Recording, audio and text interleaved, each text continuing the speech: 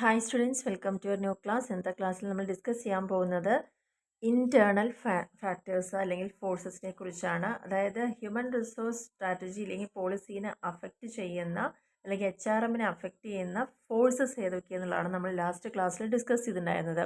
അതിൽ നമ്മൾ already explain ചെയ്ത് കഴിഞ്ഞതാണ് ലാസ്റ്റ് വീഡിയോയിൽ ഏതൊക്കെയായിരുന്നു എക്സ്റ്റേണൽ ഫോഴ്സസ് ഇതിനെ അഫക്റ്റ് ചെയ്യുന്നതെന്നുള്ളത്.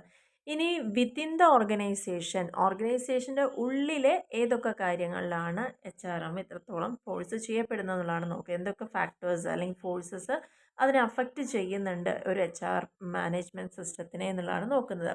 അപ്പോൾ ഇൻറ്റേർണൽ ഫോഴ്സസ് എന്ന് പറഞ്ഞു കഴിഞ്ഞാൽ അവിടെ ഓർഗനൈസേഷൻ്റെ സ്ട്രാറ്റജികൾ ഉണ്ടായിരിക്കും, ഓർഗനൈസേഷൻ്റെ ഒരു കൾച്ചർ ഉണ്ടായിരിക്കും, ട്രേഡ് യൂണിയൻസ് ഉണ്ട്, ഓർഗനൈസേഷൻ്റെ ഫിനാൻഷ്യൽ പൊസിഷൻ ഉണ്ട്.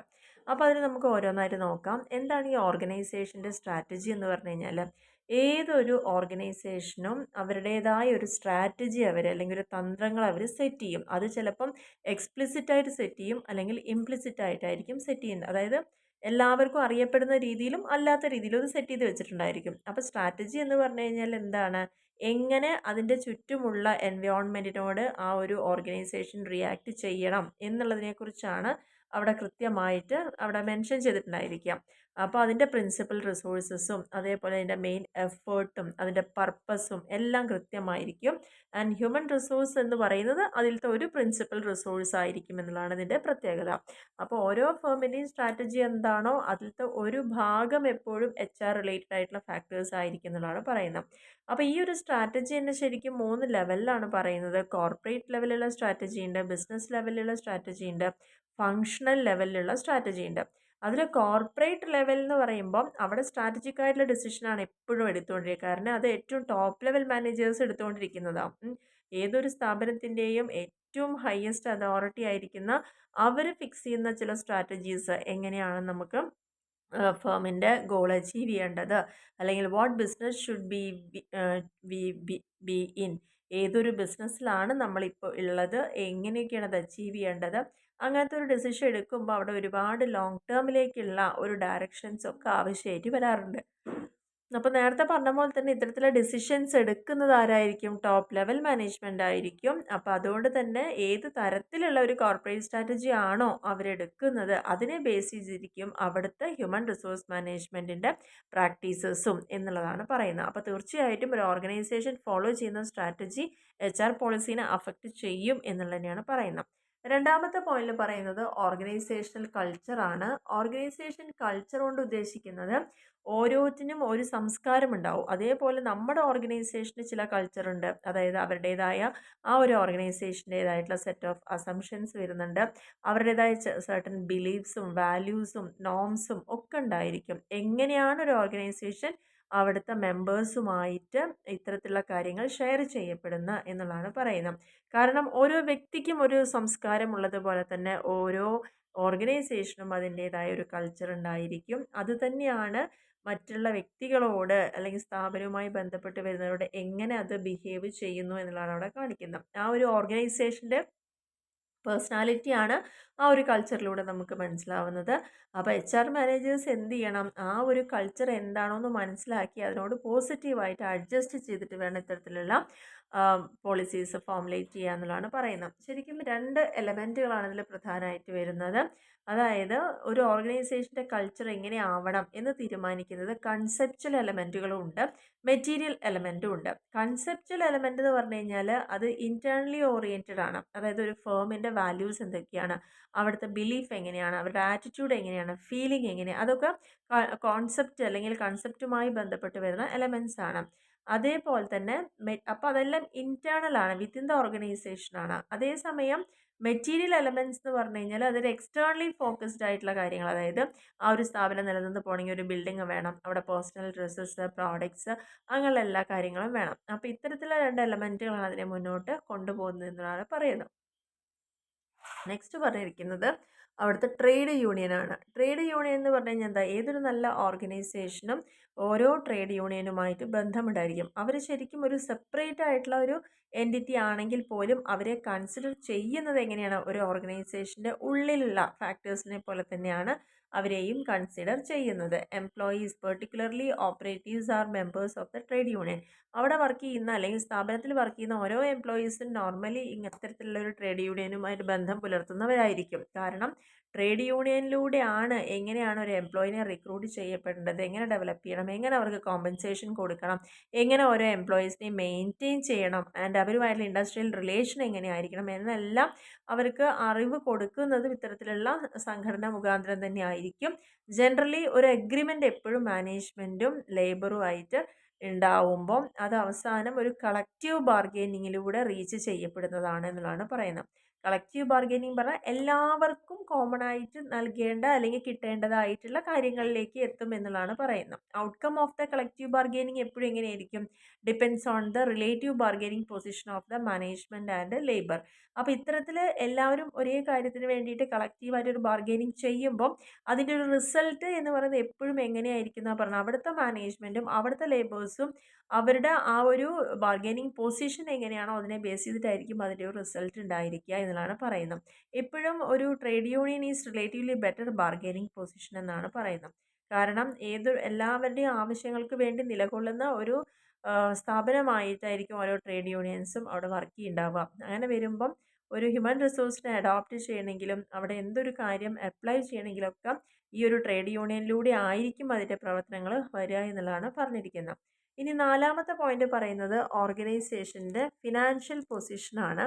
ഓർഗനൈസേഷൻ്റെ ഫിനാൻഷ്യൽ പൊസിഷൻ എന്ന് പറഞ്ഞു കഴിഞ്ഞാൽ എന്ത് പോളിസികൾ നമ്മൾ എടുക്കുമ്പോഴും അത് നടത്തി കൊണ്ടുപോകാനുള്ള സ്ഥാപനത്തിന് കഴിവുണ്ടോ എന്നുള്ളത് അതിൻ്റെ ഒരു ഫിനാൻഷ്യൽ പോളിസിയും കൂടി നോക്കിയിട്ട് വേണം, അല്ലെങ്കിൽ അതിൻ്റെ പൊസിഷനും കൂടി നോക്കിയിട്ട് വേണം നമ്മൾ ഇത്തരത്തിലുള്ള പോളിസികൾ ഫോമുലേറ്റ് ചെയ്യാൻ വേണ്ടിയിട്ട്. കാരണം particularly those having substantial financial implications. എത്ര എംപ്ലോയീനെ നമ്മൾ സെലക്ട് ചെയ്യണം, എടുത്ത എംപ്ലോയീസിനൊക്കെ കൃത്യമായിട്ട് വേജും സാലറിയും കൊടുക്കാൻ പറ്റുമോ, അതേപോലെ തന്നെ ഹ്യൂമൻ റിസോഴ്സിന് ട്രെയിനിങ് ആവശ്യമുണ്ടെങ്കിൽ അതിനുള്ള ഫണ്ടുകൾ ഉണ്ടോ, are affected by an organisational financial position and its cash flow. എന്ത് തീരുമാനങ്ങൾ ഹ്യൂമൻ റിസോഴ്സുമായി ബന്ധപ്പെട്ട് പുതിയൊരാളെ എടുക്കണമെങ്കിലും അവർക്ക് ശമ്പളം കൊടുക്കണമെങ്കിലും അവർക്ക് എന്തൊക്കെ തരത്തിലുള്ള ഫെസിലിറ്റീസ് പ്രൊവൈഡ് ചെയ്യണമെങ്കിലും എന്തൊന്നും അവർക്ക് വേണ്ടി ചെയ്യണമെങ്കിലും ആ സ്ഥാപനത്തിൻ്റെ ഫിനാൻഷ്യൽ പൊസിഷൻ അറിഞ്ഞിട്ട് മാത്രമേ നമുക്കത് ചെയ്യാൻ പറ്റുള്ളൂ എന്നുള്ളതാണ് പറയുന്നത്. അപ്പോൾ തീർച്ചയായിട്ടും ഒരു HR പോളിസി ചെയ്യുന്ന സമയത്ത് ഓർഗനൈസേഷൻ്റെ ഫിനാൻഷ്യൽ പൊസിഷനെ നമ്മൾ കൺസിഡർ ചെയ്യണം എന്നുള്ളതാണ് പറഞ്ഞിരിക്കുന്നത്. ഇനി അഞ്ചാമത്തെ പോയിന്റിലാണ് പറയുന്നത് പോളിസികൾ എന്ന് പറയുന്നത്. എപ്പോഴും ഓരോ ഓർഗനൈസേഷനും പാലിക്കേണ്ടതായിട്ടുള്ള ചില പ്രോഗ്രാമുകൾ ഉണ്ടാവും, പോളിസികൾ ഉണ്ടാവും, പ്രൊസീജിയേഴ്സ് ഉണ്ടായിരിക്കും. പോളിസി എന്ന് പറഞ്ഞാൽ എപ്പോഴും അതിനെ മുന്നോട്ട് നയിക്കുന്ന ഒരു മാർഗനിർദ്ദേശമാണ് പോളിസി എന്ന് പറയുന്നത്. അപ്പോൾ പോളിസിയിലൂടെ നമ്മൾ അറിയപ്പെടുന്നത് എന്ന് പറഞ്ഞു കഴിഞ്ഞാൽ people what they may or may not do, എന്തൊക്കെയാണ് അവർ ചെയ്യേണ്ടത് അല്ലെങ്കിൽ ചെയ്യരുതാത്തത് എന്നുള്ള കാര്യങ്ങൾ. These direct the manner in which the objective of the organisation are to be achieved. കാരണം കൃത്യമായിട്ട് പോളിസികൾ ഉണ്ടാവുമ്പോഴാണ് ആ ഓർഗനൈസേഷൻ്റെ ഗോൾ എന്താണ്, എങ്ങനെ അത് അച്ചീവ് ചെയ്യണം, ഏത് ഡയറക്ഷനിലൂടെ പോകണം എന്നുള്ളതൊക്കെ നമുക്ക് പോളിസിയിലൂടെയാണ് അറിയപ്പെടുന്നത്. Objective show the destination. കൃത്യമായിട്ട് ഒബ്ജക്റ്റീവിലൂടെ നമുക്ക് ആ ഒരു ഡെസ്റ്റിനേഷൻ എങ്ങനെയാണെന്നുള്ള അറിയാൻ പറ്റും. പക്ഷെ അതിന് കൊടുക്കുന്ന റൂട്ട് എന്ന് പറയുന്നത് അതായത് ഒബ്ജക്റ്റീവ് എന്ന് പറഞ്ഞാൽ നമ്മൾ എത്തിച്ചേരേണ്ടത് അല്ലെങ്കിൽ എത്തിപ്പിടിക്കേണ്ട ഒരു കാര്യമാണത്. പക്ഷെ അതിലേക്ക് എങ്ങനെ പോകണം എന്ന് പറയുന്നത് ഇത്തരത്തിലുള്ള പോളിസികളിലൂടെ ആയിരിക്കും എന്നുള്ളതാണ് പറയുന്നത്. ഇനി ആറാമത്തെ പോയിന്റ് പറയുന്നത് ഓർഗനൈസേഷൻ്റെ സ്ട്രക്ചറാണ്. ഓർഗനൈസേഷൻ സ്ട്രക്ചർ എന്ന് പറഞ്ഞു കഴിഞ്ഞാൽ പ്രധാനമായിട്ടും ഓർഗനൈസേഷന് ടോൾ ആൻഡ് ഫ്ലാറ്റ് എന്ന് പറയുന്ന രണ്ട് സ്ട്രക്ചർ ഉണ്ടായിരിക്കും എന്നുള്ളതാണ് പറയുന്നത്. എന്താണ് ഈ ടോൾ എന്ന് പറഞ്ഞു കഴിഞ്ഞാൽ, അതായത് നല്ല ഹൈറ്റിനെയാണ് ഇവിടെ കാണിക്കുന്നത്. അതൊരു പിരമിഡ് ടൈപ്പ് ആയിരിക്കും ഓർഗനൈസേഷൻ്റെ സ്ട്രക്ചർ എന്ന് പറയുന്നത്. ഇത് എപ്പോഴും ലേബർ ഓറിയൻറ്റഡ് ആയിട്ടുള്ളത്, അതായത് ഓർഗനൈസേഷനിൽ ചിലപ്പോൾ ഒരുപാട് ജോലിക്കാരെ ആവശ്യമുള്ള സ്ഥാപനങ്ങളുണ്ടാവും. ചില സ്ഥാപനങ്ങളിൽ അത്ര തന്നെ ജോലിക്കാരെ ആവശ്യമില്ല, പകരം അവിടെ മെഷീനറീസ് ആയിരിക്കും കൂടുതലായിട്ട് ആവശ്യം ഉണ്ടായിരിക്കുക. അപ്പോൾ കൂടുതൽ ലേബേഴ്സിന് ആവശ്യമുള്ളതാണെങ്കിൽ അത് ടോൾ ടൈപ്പ് ആയിരിക്കും ഓർഗനൈസേഷൻ വരുന്നുണ്ടാവുക. അങ്ങനെ ഒരു ഓർഗനൈസേഷൻ ആവുമ്പോൾ അവിടെ എപ്പോഴും അതിൻ്റെ അധികാരം എന്ന് പറയുന്നത് ആരിലായിരിക്കും, അവിടുത്തെ ടോപ്പ് ലെവൽ മാനേജ്മെൻറ്റിലായിരിക്കും. ആൻഡ് പിരമിഡ് എന്ന് പറയുന്നത് ആ ഒരു ഹൈറാർക്കി ഓഫ് പൊസിഷൻ ആയിരിക്കും കാണിക്കുക. ഇനി ഫ്ലാറ്റ് ആയിട്ടുള്ള ഓർഗനൈസേഷൻ ആണെങ്കിൽ അത് സ്യൂട്ടബിൾ ആയിരിക്കുന്ന ആർക്കായിരിക്കും, അവിടെ ടെക്നോളജി ഓറിയൻറ്റഡ് ആയിട്ടുള്ള കമ്പനികളായിരിക്കും. അവിടെ അത്രയും ലേബേഴ്സ് ആവശ്യമില്ല, കാരണം ഒരു 10 ലേബറുടെ പണി ഒരു ടെക്നോളജി യൂസ് ചെയ്തവർക്ക് ചെയ്യാൻ പറ്റും. അപ്പോൾ അതാണ് ഫ്ലാറ്റ് ഓർഗനൈസേഷൻ എന്ന് പറയുന്നത്. അവിടുത്തെ സ്ട്രക്ചർ എപ്പോഴും എങ്ങനെയായിരിക്കും, ഡീസെൻട്രലൈസേഷൻ ഓഫ് അതോറിറ്റി ആയിരിക്കും. ഡീസെൻട്രലൈസേഷൻ എന്ന് പറഞ്ഞാൽ എന്താ, അവിടെ ഓരോരുത്തർക്കും അവരുടെ തീരുമാനത്തിൽ എടുത്ത് മുന്നോട്ട് പോകാനുള്ള ഒരു അവസരം ഉണ്ടാവും എന്നുള്ളതാണ് പറയുന്നത്. അവിടെ ഒരു ഓർഡർ കിട്ടാൻ അതോറിറ്റിക്ക് വേണ്ടിയിട്ട് വെയിറ്റ് ചെയ്യേണ്ട ആവശ്യം വരുന്നില്ല. എല്ലാവർക്കും അതിൻ്റെതായ പവേഴ്സ് അവിടെ കൊടുത്തിട്ടുണ്ടായിരിക്കും. അധികവും മോഡേൺ ഓർഗനൈസേഷനെല്ലാം ഇപ്പം എങ്ങനത്തെ മോഡലായി, ഫ്ലാറ്റ് ടൈപ്പാണ്. അതായത് ടെക്നോളജി ബേസ്ഡ് ആണ്. Endowed with capital and highly educated എംപ്ലോയീസും ആയിരിക്കും അവിടെ ഉണ്ടായിരിക്കുക എന്നാണ് പറയുന്നത്. അപ്പോൾ ആ ഓർഗനൈസേഷൻ്റെ സ്ട്രക്ചർ ഇപ്പോൾ ലേബർ ഓറിയൻറ്റഡ് ആണെങ്കിലാണല്ലോ നമുക്ക് കൂടുതൽ HR പോളിസികളായി റിലേറ്റ് ചെയ്ത കാര്യങ്ങൾ വരുന്നത്. ടെക്നോളജി ഓറിയൻറ്റഡ് ആകുമ്പോൾ നമുക്ക് അത്രത്തോളം അവിടെ ലേബേഴ്സ് ഇല്ല താനും, പക്ഷെ അവരെല്ലാവരും അവിടെ നല്ല ഹൈലി എഡ്യൂക്കേറ്റഡ് ആയിട്ടുള്ള ആളുകളും ആയിരിക്കും എന്നുള്ളതാണ് പറയുന്നത്. അപ്പോൾ ഏറ്റവും കൂടുതൽ organisation to have an organisation structure for the number of employees at the operating level is relatively few.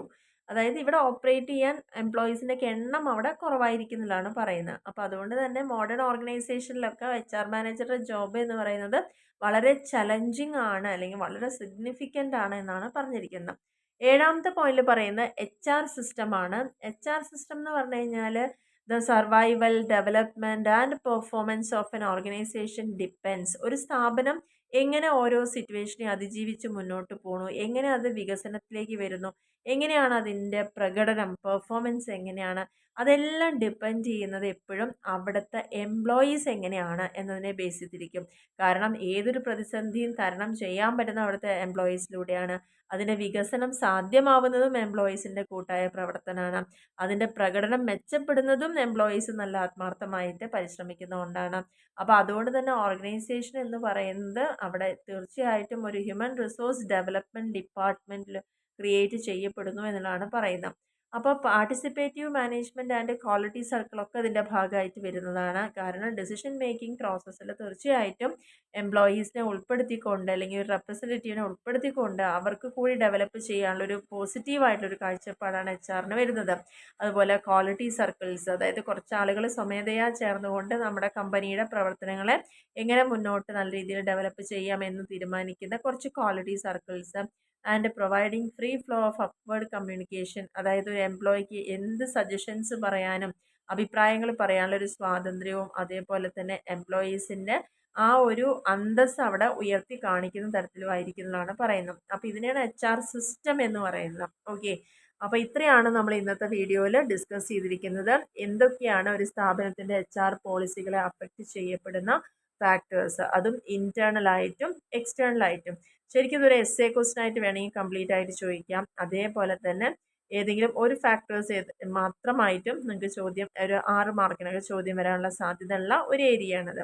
Okay, അപ്പോൾ ഇന്നെടുത്ത കാര്യങ്ങൾ എല്ലാവർക്കും ക്ലിയർ ആയി എന്ന് വിചാരിക്കുന്നു. അപ്പോൾ നിങ്ങൾക്ക് ഈ ക്ലാസ് ഇഷ്ടപ്പെടുകയാണെങ്കിൽ തീർച്ചയായിട്ടും ഒന്ന് എല്ലാവരിലേക്കും ഷെയർ ചെയ്ത് കൊടുക്കുക. അതേപോലെ തന്നെ ഇഷ്ടപ്പെടുകയാണെങ്കിൽ ലൈക്ക് ചെയ്യാനും കമൻറ്റ് ചെയ്യാനും ഒന്നും മറക്കരുത്. ഇനി ആരെങ്കിലും ചാനൽ സബ്സ്ക്രൈബ് ചെയ്യാതെ കാണുന്നവരുണ്ടെങ്കിൽ തീർച്ചയായിട്ടും ഒന്ന് സബ്സ്ക്രൈബ് ചെയ്യുക, സപ്പോർട്ട് ചെയ്യുക. Okay, thank